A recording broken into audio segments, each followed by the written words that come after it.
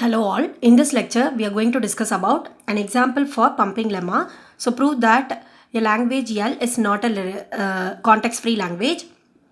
Here all strings which consist of number of A's and C's must be in equal number and B's and D's are equal number. So this is not a context free grammar, right? We can't construct context free grammar for this language, for this type of string. If B's and C's are in equal number and A's and D's are equal, means we can construct a CFG. It is a context free language, right? But this string is not a context free language. For this string we cannot construct context free grammar.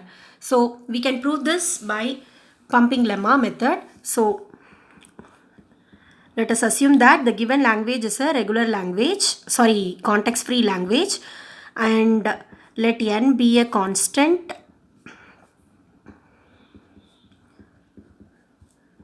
and choose z belongs to the language L.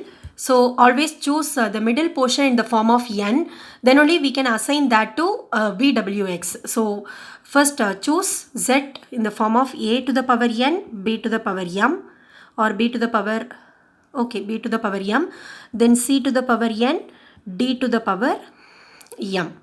These two must be in equal number and these two must be in equal number, such that length of z is greater than or equal to n. It's greater than or equal to n only. Then split z into 5 substring u, v, w, x, y. And the first condition is the middle portion v, w, x must be less than or equal to n, so that we can assign c to the power n to v, w, x, right? So these two can be assigned to u and d to the power m can be assigned to y. So u equals a power n, b power m, v equals c power n, vwx. It is vwx. U equals a power n, b power m, vwx equals c to the power n, and y equals d to the power m. Because here length of vwx is must be less than or equal to n, and Vx we need to choose. So Vx is c to the power n minus some other value. So c to the power p, because length of Vx must be greater than or equal to 1. So at least one symbol must be assigned to Vx.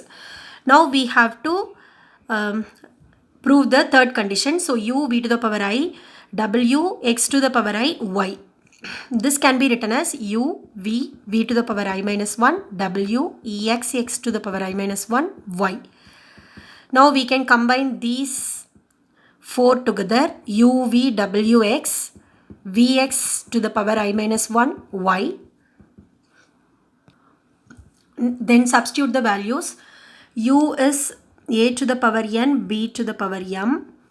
Then vwx is c to the power n. Vx means c to the power n minus p to the power I minus 1. Then y is d to the power m. So now we can expand this. C to the power ni minus n minus pi plus p d to the power m.